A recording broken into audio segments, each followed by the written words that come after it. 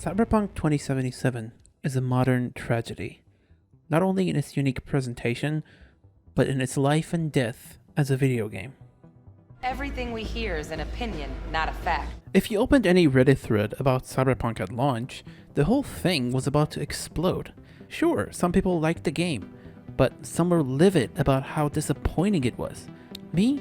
I'm still somewhere in the middle of that. The truth is, the unrealistic expectations people had from this game were never going to be fulfilled in a realistic scenario. What really annoyed me was when the game came out, every big and small outlet was writing about its bugs and flaws, not because it was that ubiquitous, but because it was doing well and attracting a lot of clicks.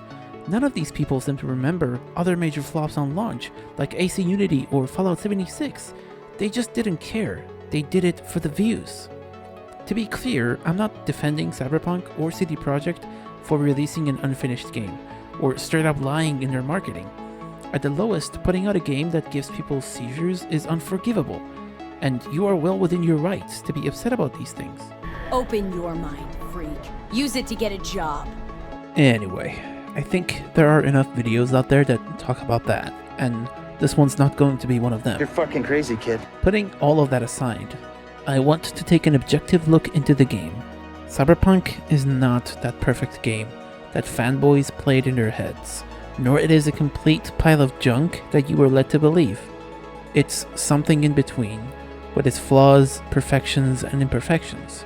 Like every other piece of art, it has its reasons for existing and why it is this way. But before I get into what's not working, let's talk about the things that they did right. The devs are great storytellers, and the narrative in Cyberpunk is absolutely solid.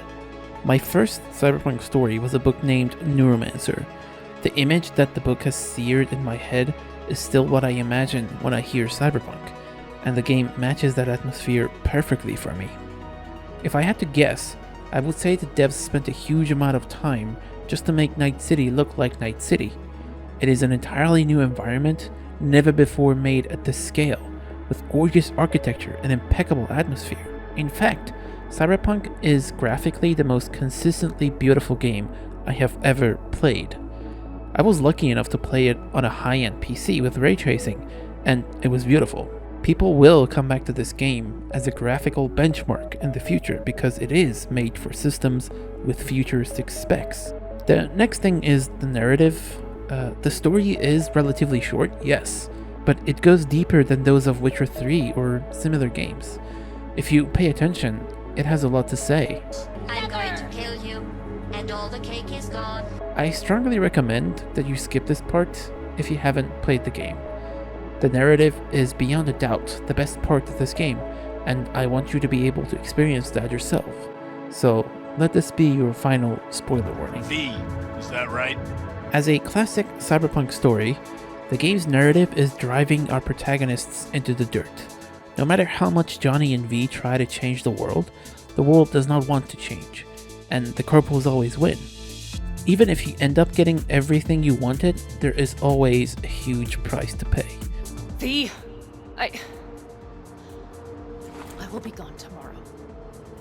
There will be no more us.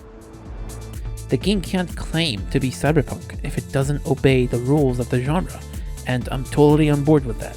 Corporations in cyberpunk stories can't be defeated. In that sense, V is doomed the moment he accepts the job from Dexter. It's like Victor says, he shouldn't have gotten into the ring with an opponent bigger than himself. Johnny and V play a more significant role, and the heaviest philosophical questions happen here in their relationship. The idea of changing is the core of Cyberpunk's narrative. V is a low-cred street hustler who is accidentally pulled into the big leagues. He's changing. Johnny is overriding V's mind, and V is becoming someone else every second. Building Johnny and V's relationship emphasizes the change, and the game proposes some interesting questions. For example, Anders Hellman, the guy who made the biochip, predicts that Johnny will ask to take over your body. Have you noticed the construct's influence on your decision-making? Sheesh, give it a rest. You know what? That's enough. At first, V reacts with disbelief and denial, as did I as the player, but when the story progresses and V builds a better relationship with Johnny, V can give him the chance to take over his body. Now, this got me thinking that maybe V is saying yes to Johnny because he has overwritten that part of his mind. Did V and Johnny really become buddies? Or was it the biochip overriding V's mind? How would you even know if something like that happened to you? Unfortunately, the game doesn't go out of its way to explore these questions. They are brought up and just left unanswered. This whole thing is an old philosophical question. It's called the Sheep of Theseus, and it's a thought experiment that applies here. It raises the question of whether anything that has had all of its components replaced remains fundamentally the same thing. Like a ship that is gradually repaired and new components are installed into it, you are currently being overwritten by your own cells. You're already becoming someone else. Every second of every day. Physically, your brain right now is entirely different than it was 10 years ago. Would that mean that you are changing as a person because of that? Or is it your memories? Can you even know? The question of identity comes up again and again in Cyberpunk. Jefferson and Elizabeth Peralez's identities are being overwritten by an AI that's controlling their memories. Delamain has some shady looking copies that are wildly different, yet all of them are Delamain. And Alt recites a poem about identity and escaping from death at the climax of the game. Once out of nature I shall never take my bodily form from any natural thing.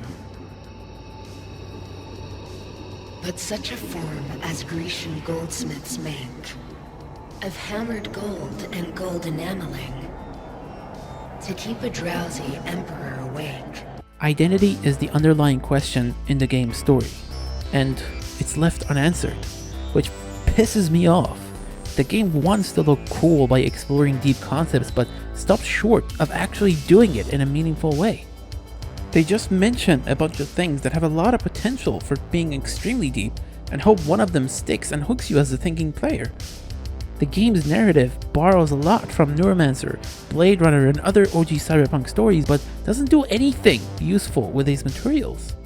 The story sets up all of the groundwork to have a meaningful ending about identity, but the endings are totally unrelated to much of the themes explored in the game. If you give your soul to Arasaka, you choose to survive at any cost. The Nomad ending is about friendship and Panam's ass, and the Rogue ending is about glory and never fading away. The ending that made the most sense to me was letting Johnny take V's body. It was a good payoff to the development of their friendship, and in tune with the identity questions the game was posing, but sadly, that is not the ending most players got. It's clear to me that Cyberpunk 2077 is a game that was too ambitious in every sense of its word. The immense hype, the incredible success of Witcher 3, and the long development time resulted in the dev team not knowing exactly what they were doing with the game. There is evidence of entire features being tossed and rewritten, even in the game's narrative, but mostly, much of my disappointment with the game is about what could have been done, and how a great potential for a gripping, deep story was wasted. Whole thing's fucked up, huh? Now, don't get me wrong, the game actually tells a great story.